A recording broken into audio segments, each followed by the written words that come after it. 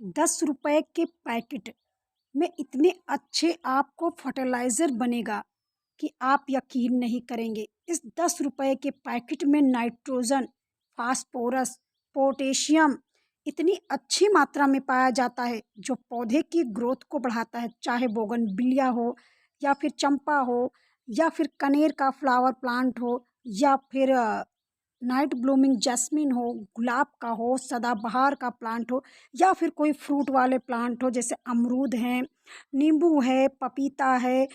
Fruit वाले कोई भी प्लांट में आप इसका उपयोग कर सकते हैं।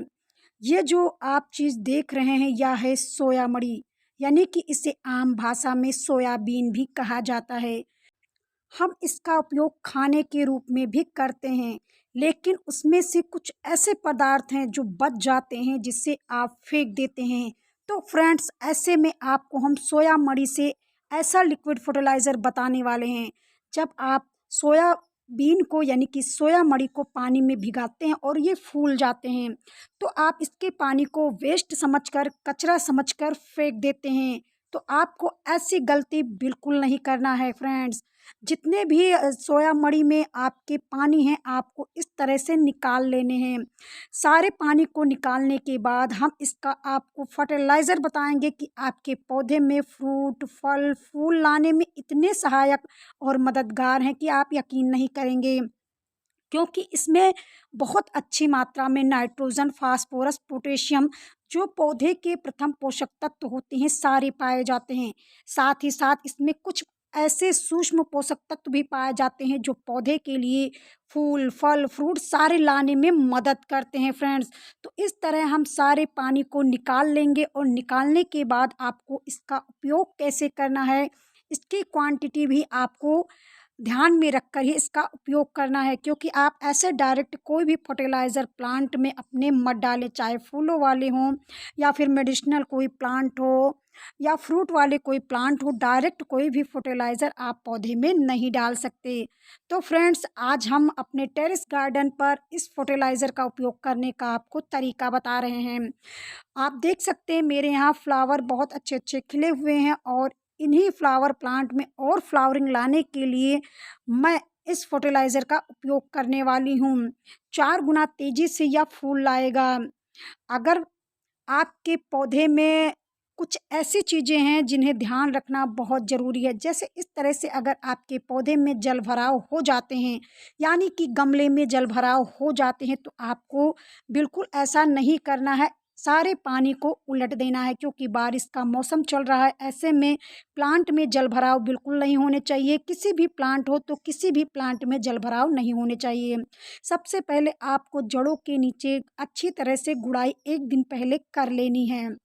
ये मेरा तुलसी का प्लांट है और हम आपको प्लांट में यूज करके बता रहे हैं। आप सभी प्रकार के वेजिटेबल, फ्रूट कि सभी प्रकार के फ्लावर प्लांट में आप इसका इस्तेमाल कर सकते हैं फ्रेंड। लेकिन अब आपको पौधे में सबसे पहले जितनी भी सूखी पत्तियां नज़र आ रही हों उसको सभी प्लांट से हटा लेने हैं, चाहे फ्रूट वाले हों या फिर फ्लावरिंग वाले हों या फिर कोई आकर्षण प्लांट हो या फिर मेडिसिनल का कोई प्लांट हो। तो इस तरह से हम सारी पत्तियों को सूखी हटा लेंगे। साथ ही साथ जितनी भी हमारे पौधे में वेस्ट चीज़ें हैं उनको हटा देंगे। अगर हमें पौधे में प्रूनिंग करनी है और पिचिंग करनी है तो सारी चीज़ें हम अपने पौधे में कर लेंगे और जितने सूखे फूल हैं उनको भी हटा देंगे फ्रेंड्स। तो इस तरह आपको सारे सूखे फूलों को भी हटा लेना है क्योंकि पौधे में 4 चीज़ों का होना बहुत ज़रूरी होता है, तभी हमारे पौधे फूलों और फलों से लद सकते हैं। सबसे पहली बात होता है कि पौधे में जल भराव तो बिल्कुल नहीं होना चाहिए। दूसरी चीज़ होता है कि हमारे पौधे में किसी भी प्रकार के अगर पोषक तत्वों की कमी हो जाती है तो ना ही फूल आते हैं, ना ही फल आते हैं। तो ऐसे में हमें पौधे की देखभाल करना भी बहुत ज़रूरी होता है, पौधे की ग्रोथ भी रुक जाती है। तो इस प्रकार हम घर पर कई प्रकार के फर्टिलाइज़र ऑर्गेनिक तरीके से दे सकते हैं, जिनमें ये गोबर का खाद, सरसों की खली, यूज़ की हुई चाय पत्ती और हमने आपस में इसे पूरा मिक्स कर लिया है। तो इसे मिक्स करने के बाद थोड़ा बारीक कर लेंगे। अगर आपके यहाँ मिक्सर है तो आप उसमें भी इसे बारीक कर सकते हैं और मिट्टी में जहाँ पर आप गुड़ाई किए हैं इसको आप डाल देंगे। हर प्लांट में 1 मुट्ठी का इस्तेमाल आप लगभग 15-20 दिन के अंतराल में कर सकते हैं। अगर आप गमले में पौधे लगाते हैं तो उसमें फर्टिलाइज़र देने की आपको बहुत ज़रूरत रहती है। अगर आप ज़मीन या गार्डन में कहीं पर लगाते हैं तो इतना आपको फर्टिलाइज़र देने की ज़रूरत नहीं होती है। अब हम सोयामणि का जो पानी है उसे हम 4 भाग पानी से डाइल्यूट कर लेंगे। 4 भाग से कम नहीं होना चाहिए, बल्कि 5 भाग हो जाए तो कोई बात नहीं। अब हम इस पानी को उस प्लांट में डालेंगे जिसकी ग्रोथ रुक गई है, फ्लावरिंग नहीं हो रही है, फ्रूट नहीं हो रहे हैं, फल झड़ रहे हैं, फूल सूख रहे हैं। तो ऐसे में हम कम से कम 100 ml सभी जड़ों के पौधे में इस्तेमाल करेंगे।